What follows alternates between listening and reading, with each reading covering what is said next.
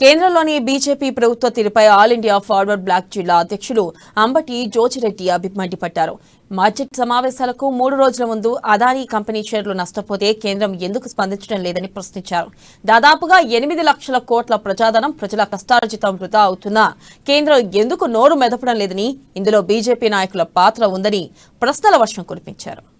కొన్ని వేల కోట్ల రూపాయలు బ్యాంకుల నుంచి రుణాలు తీసుకొని ఈ వారంలో దాదాపుగా 8 లక్షల కోట్ల రూపాయలు ప్రజాధనాన్ని, ప్రజల కష్టార్జితాన్ని ఆవిరి అయినా కూడా ఇవాళ ఇప్పటి వరకు కూడా కేంద్ర ప్రభుత్వం ఎక్కడ కూడా నోరు మెదపడం లేదంటే దీంట్లో కేంద్ర ప్రభుత్వ నాయకులది, బీజేపీ పార్టీ నాయకులది కూడా పాత్ర ఉందా అని మేము ప్రశ్నిస్తున్నాం. ఒకవేళ మీ పాత్ర లేకపోతే మీ ఈడీ, తర్వాత మీ పీడీ, తర్వాత మీ ఇన్కమ్ ట్యాక్స్ డిపార్ట్మెంట్, అదే విధంగా సెబీ ఇవన్నీ ఏం చేస్తున్నట్టు, దానికి మీరు ఏం జవాబిస్తున్నట్టు?